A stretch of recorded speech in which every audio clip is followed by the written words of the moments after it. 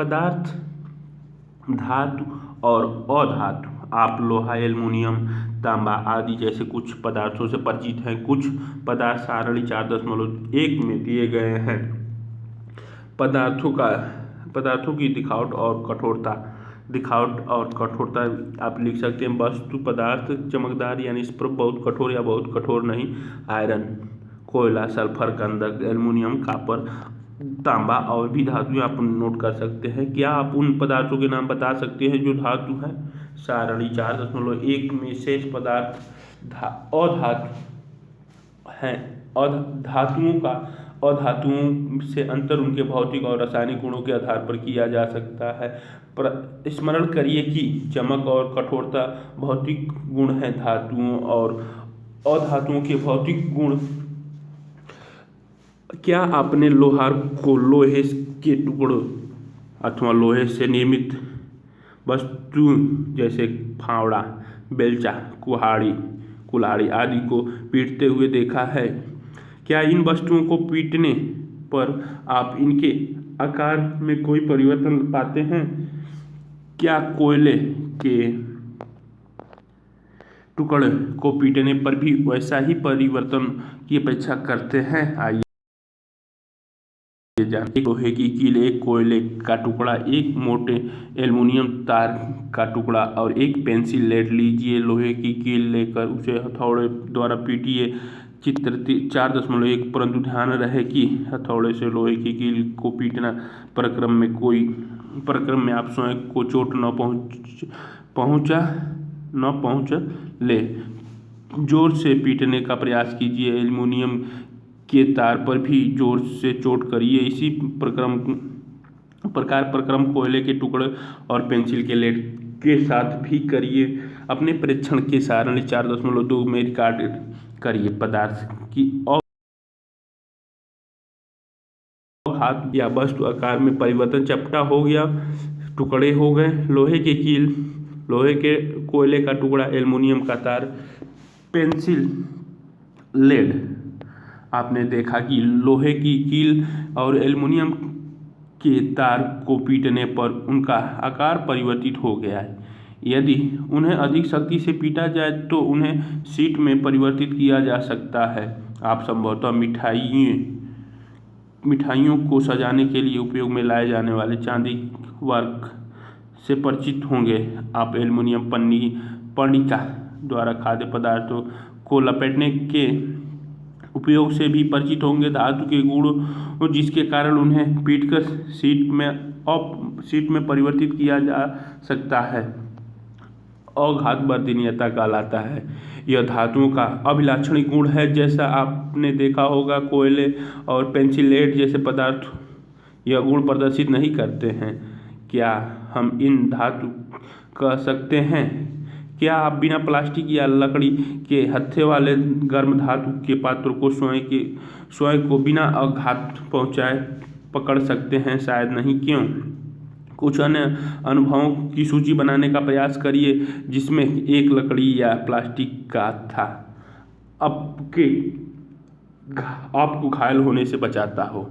अब आप गर्म वस्तुओं को पकड़िए और इनके अनुभव के आधार पर आप लकड़ी और प्लास्टिक द्वारा ऊष्मा के चालन के विषय में क्या कह सकते हैं? आपने एक विद्युत कर्मी को पेचकस में काम करते देखा होगा। उसका हत्था किस प्रकार का होता है, क्यों? और आइए जाने क्रियाकलाप 4.2। याद करिए किसी वस्तु में विद्युत का प्रवाह होता है या नहीं। किस परीक्षण करने हेतु परिपथ कैसे बनाया जाता है? चित्र 4.1 में आपने कक्षा 7 में विद्युत परिपथ देखा है में विभिन्न वस्तुओं के साथ यह क्रियाकलाप किया होगा।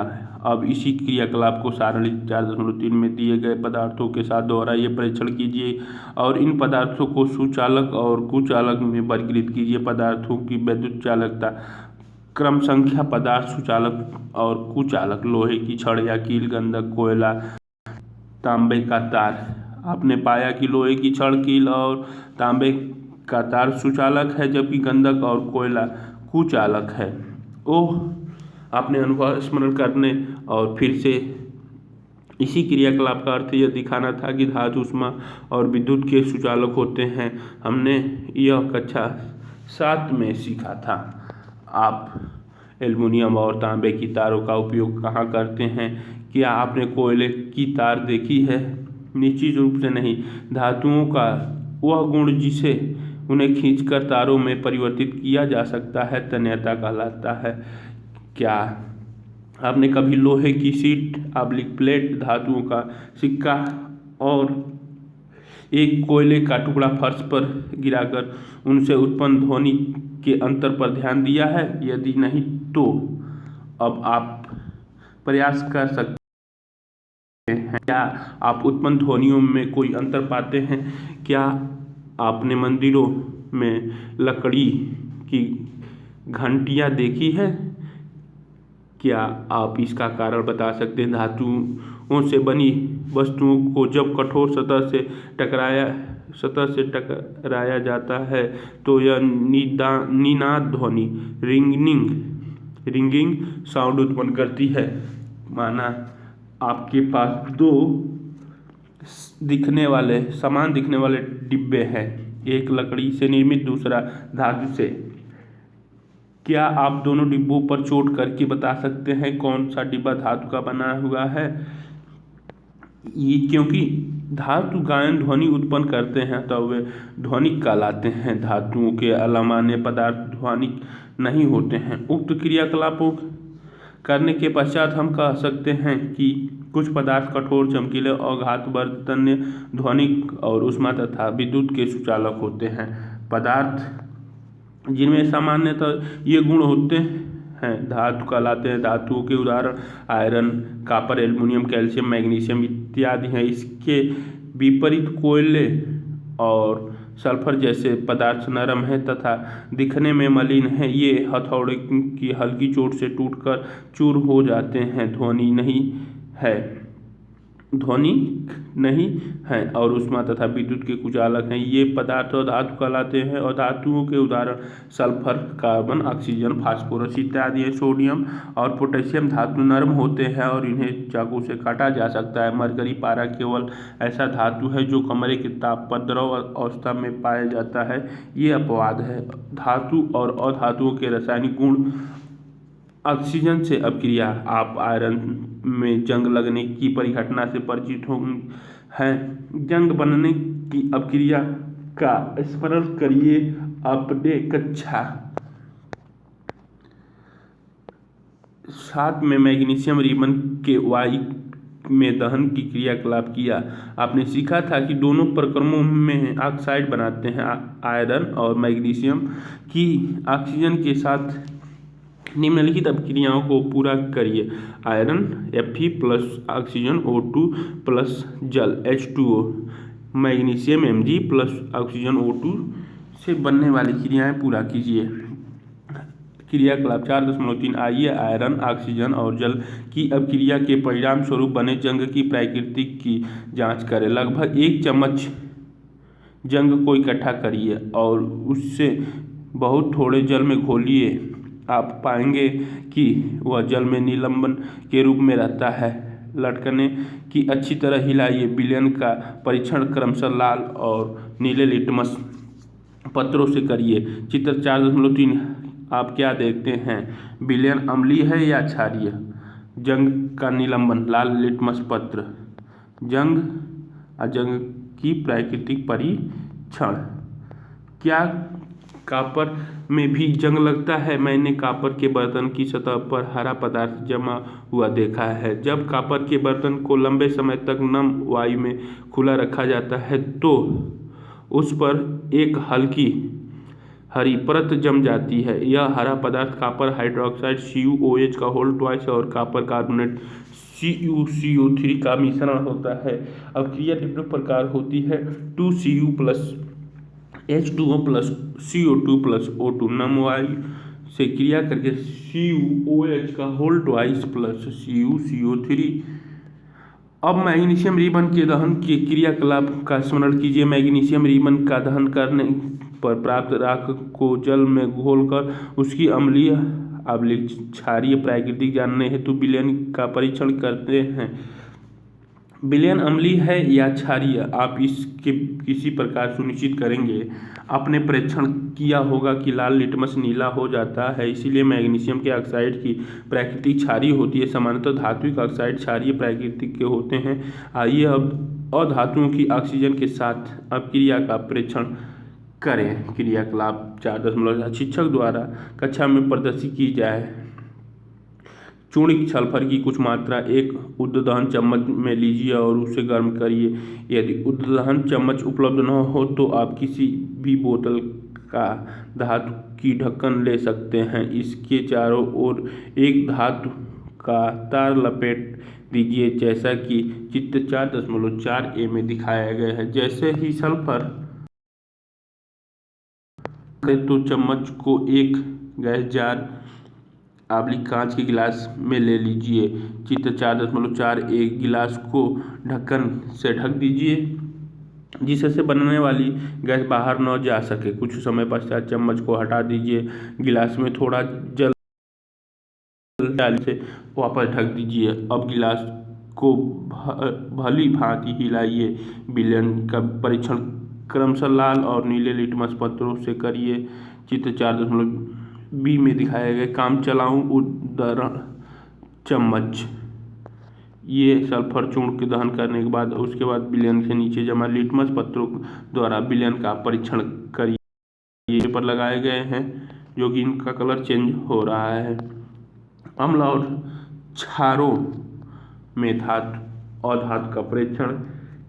कैल्शियम हाइड्रोक्साइड धातु, कैल्शियम अम्ल, सल्फ्यूरिक अम्ल और धातु सल्फर निकलेगा। सल्फर और ऑक्सीजन की अपक्रिया में बनने वाले उत्पाद का नाम सल्फर डाइऑक्साइड गैस है। जब सल्फर डाइऑक्साइड को जल में विलय करते हैं तो सल्फ्यूरिक अम्ल प्राप्त होता है। अपक्रिया निम्न प्रकार से दी जा सकती है। सल्फर डाइऑक्साइड SO2 प्लस जल H2O, सल्फ्यूरिक अम्ल H2SO3, सल्फ्यूरस अम्ल है H2SO3। सल्फ्यूरस अम्ल नीले लिटमस पत्र को लाल कर देता है। सामान्यतः अधातुओं के ऑक्साइड अम्लीय प्रकृति के होते हैं। प्रयोगशाला में काम आने वाले कुछ अम्लों और क्षारों के नाम याद करिए जो आपने कक्षा 7th में पढ़े थे। उनके नाम सारणी 4.4 में लिखिए। उनमें उपस्थित धातु अथवा अधातु की पहचान करिए जो ऑक्सीजन के साथ ऑक्साइड बनाते हैं। जल के साथ अपक्रिया। आइए देखें धातु और अधातु किस प्रकार जल से अपक्रिया करते हैं। सोडियम धातु बहुत अपक्रियाशील होते हैं। यह ऑक्सीजन और जल के साथ अत्यंत तीव्र अपक्रिया करता है। अपक्रिया में बहुत अधिक ऊष्मा उत्पन्न होती है, इसीलिए यह मिट्टी के तेल में संचित रखा जाता है। क्रियाकलाप 4.5 शिक्षक द्वारा कक्षा में प्रदर्शित की जाए। प्रदर्शन के समय विशेष सावधानी रखी जाए कि सोडियम धातु के टुकड़े का आकार लगभग गेहूं के दाने के बराबर हो। इसे चिमटे द्वारा पकड़ना चाहिए। एक 250 ml का बीकर कांच का गिलास लीजिए, इसे आधे जल से भर लीजिए। अब सावधानी पूर्वक एक छोटा सोडियम धातु का टुकड़ा काटिए। फिल्टर पत्र का उपयोग करके इसे सुखा लीजिए और फिर रुई के छोटे टुकड़े से लपेट लीजिए। रुई में लिपटे सोडियम के टुकड़े को बीकर में डाल दीजिए। सावधानी पूर्वक परीक्षण कीजिए। परीक्षण लेते समय बीकर से दूर रहें। जब अपक्रिया बंद हो जाए बीकर को छुएं। आप क्या अनुभव करते हैं? क्या बीकर गर्म हो गया? विलयन का लाल और नीले लिटमस पत्रों से परीक्षण करिए। विलयन अम्लीय है या क्षारीय? सोडियम का जल से अपक्रिया ये चित्र 4.5 में दिखाया गया है। आपने देखा कि सोडियम जल के साथ तीव्र अपक्रिया करता है। कुछ अन्य धातु ऐसी नहीं करते हैं। उदाहरण के लिए आयरन जल से धीमी अपक्रिया करता है। सामान्यतः और धातु जल से अपक्रिया नहीं करते हैं, यद्यपि वे वायु में बहुत सक्रिय हो सकते हैं। इसी प्रकार के धातुओं को जल में रखा जाता है। उदाहरण के लिए फास्फोरस एक बहुत सक्रिय अधातु है। वायु में खुला रखने पर यह आग पकड़ लेता है। फास्फोरस से वायुमंडल ऑक्सीजन का संपर्क न हो, इसीलिए इसे जल में रखा जाता है। अम्लों से अपक्रिया। आइए देखें धातु और अधातु अम्ल के साथ किस प्रकार व्यवहार करते हैं। चित्र 4.6 सावधानी। परखनली के मुंह को अपने चेहरे से दूर रखिए। परखनली पकड़ने के लिए परखनली होल्डर का प्रयोग करिए। सारणी 4.5 में सूचीबद्ध धातुओं और अधातुओं के नमूने पृथक प्रखनलियों में लीजिए और इन्हें A, B, C, D, E और F से चिन्हित कर दीजिए। ड्रॉपर की सहायता से प्रत्येक प्रखनली में एक एक करके 5 ml तन हाइड्रोक्लोरिक अम्ल डालिए। अपक्रिया का सावधानीपूर्वक परीक्षण करिए। यदि ठंडे विलयन में कोई अपक्रिया नहीं होती तो प्रखनली को हल्का गर्म करिए। प्रत्येक प्रखनली के मुंह के पास एक जलती हुई माचिस की तीली लाइए। यह क्रियाकलाप तनु हाइड्रोक्लोरिक अम्ल के स्थान पर तनु सल्फ्यूरिक अम्ल लेकर दोहराइए। अपने परीक्षण को सारणी 4.5 में लिखिए। क्या धातु और अधातु अम्लों से भिन्न प्रकार से अपक्रिया करते हैं। प्रखनलियों के मुंह के पास जलती हुई माचिस की तीली लाने पर कुछ में पाप ध्वनि क्यों उत्पन्न हुई थी। आपने पाया होगा कि अधातु सामान्यतः अम्लों से अपक्रिया नहीं करते हैं परंतु धातु अम्लों से अपक्रिया करते हैं और हाइड्रोजन गैस उत्पन्न करते हैं जो पाप ध्वनि के साथ जलती हैं। आपने देखा कि कॉपर तनु हाइड्रोक्लोरिक अम्ल से गर्म करने पर भी अपक्रिया। सारणी 4.5 धातुओं और अधातुओं की अम्ल से अपक्रिया। प्रखनली का चिन्हित धातु अधातु तनु हाइड्रोक्लोरिक अम्ल से अपक्रिया तनु सल्फ्यूरिक अम्ल से अपक्रिया। मैग्नीशियम रिबन सामान्य गर्म करने पर इनका परीक्षण लिख सकते हैं। एल्युमिनियम पन्नी, आयरन छीलन, कॉपर छिला हुआ लचीला तार, लकड़ी का कोयला या चूर्ण, सल्फर चूर्ण, इन सब का कर सकते नहीं करता है परंतु सल्फ्यूरिक अम्ल से अपक्रिया कर लेता है। क्षारों से अपक्रिया। क्रियाकलाप 4.6 शिक्षक द्वारा प्रदर्शित की जाए। सोडियम हाइड्रोक्साइड विलयन बनाते समय सावधानी बरतिए कि सोडियम हाइड्रोक्साइड की टिकियों को प्लास्टिक स्पैचुला से पकड़ें। एक प्रखनली में सोडियम हाइड्रोक्साइड का ताज़ा विलयन उसकी 3 से 4 टिकियाँ 5 ml जल में घोल कर बनाइए। इसमें एक एल्युमिनियम की पन्नी का टुकड़ा डालिए। एक जलती हुई माचिस की तीखी तीली के मुंह के निकट लाइए। ध्यान से परीक्षण कीजिए। ये A, B, C, D अलग अलग बीकर ले लीजिए। E तक बीकर ले लीजिए। एक में ZnSO4 के साथ Cu डाल दीजिए। दूसरे में PSO4 के साथ Cu डाल दीजिए। कोई परिवर्तन नहीं दिखेगा। B, C, D और E वाले में पाप ध्वनि क्या दर्शाती है। पहले की तरह पाप ध्वनि हाइड्रोजन गैस की उपस्थिति दर्शाती है। धातु सोडियम हाइड्रोक्साइड से अपक्रिया करके हाइड्रोजन गैस उत्पन्न करते हैं और धातु की क्षार से अपक्रियाएं जटिल हैं। विस्थापन अपक्रियाएं कॉपर सल्फेट और आयरन के मध्य अपक्रियाएं वाले क्रियाकलापों को याद करिए जो आपने कक्षा 7th में किया था। आइए उस प्रकार की कुछ और अपक्रियाएं देखें। क्रियाकलाप 4.8 100 मिली के 5 बीकर लीजिए। इन्हें A, B, C, D, E चिन्हित कर दीजिए। प्रत्येक बीकर में लगभग 50 ml जल लीजिए। प्रत्येक बीकर में चित्र 4.6 में दर्शाए पदार्थों में से प्रत्येक का 1 चम्मच डालकर घोल लीजिए। बीकर एक copper sulphate CuSO4 plus zinc का टुकड़ा Zn कॉपर। बीकर बी में कॉपर सल्फेट CuSO4 प्लस लोहे का कील Fe। कॉपर सी में जिंक सल्फेट SO4 प्लस तांबे का छीलन Cu। कॉपर डी में आयरन सल्फेट PSO4 प्लस तांबे का छीलन Cu। बीकर ई में जिंक सल्फेट ZnSO4 प्लस लोहे की कील Fe। A और B विस्थापन अपक्रियाएं दिखाती हैं जबकि B के बाद C, D, E में कोई अपक्रियाएं नहीं होती। बीकर को बिना छेड़े कुछ समय तक रखा रहने दें। अपने परीक्षण को नोटबुक में रिकॉर्ड कर लें। आप विभिन्न बीकरों में क्या परिवर्तन देखते हैं। आपने पढ़ा है कि एक धातु दूसरे धातु को उसके यौगिक के जलीय विलयन में विस्थापित करता है। बीकर ए में जिंक कॉपर सल्फेट विलयन से कॉपर को विस्थापित करता है और इसीलिए कॉपर सल्फेट का नीला रंग अदृश्य हो जाता है और बीकर के पेंदों पर कॉपर का लाल चूर्ण जमा हो जाता है। अपक्रिया को निम्न प्रकार से कॉपर सल्फेट CuSO4 जो नीले रंग का होता है प्लस Zn से रिएक्शन करके ZnSO4 दे देगा और Cu अलग हो जाता है। इसी तरह जिंक सल्फेट रंगहीन होता है, ZnSO4 प्लस Cu लाल रंग का आपको अलग से मिल जाता है।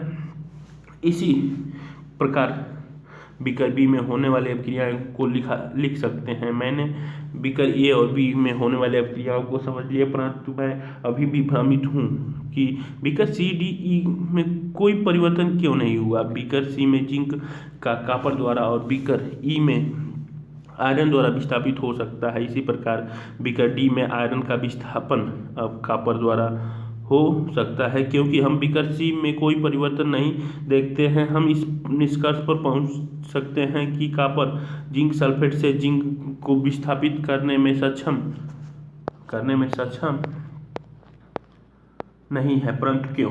जब बीकर ए में जिंक कॉपर को विस्थापित कर सकता है तो बीकर सी में कॉपर जिंक को विस्थापित क्यों नहीं कर सकता? याद रखिए, विज्ञान माना नहीं होता, यह तथ्यों पर आधारित निश्चित नियमों का पालन करता है। और यह नियम यह है कि जिंक कॉपर और आयरन से अधिक अपक्रियाशील है। यह अधिक अपक्रियाशील धातु कम अपक्रियाशील धातु को विस्थापित कर सकता है, परंतु कम अपक्रियाशील धातु अधिक अपक्रियाशील धातु को विस्थापित नहीं कर सकता।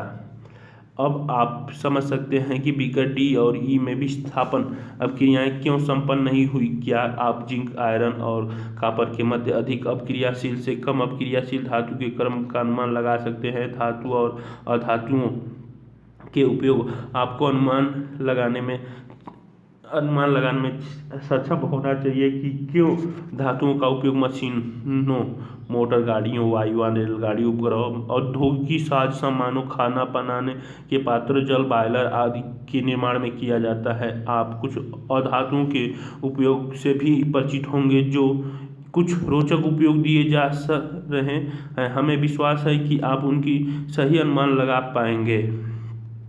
अधातु जो हमारे जीवन के लिए आवश्यक है और जिसे सभी सजीव श्वसन के समय अंदर लेते हैं। अधातु जिनका उपयोग उर्वरकों में पौधों की वृद्धि हेतु किया जाता है।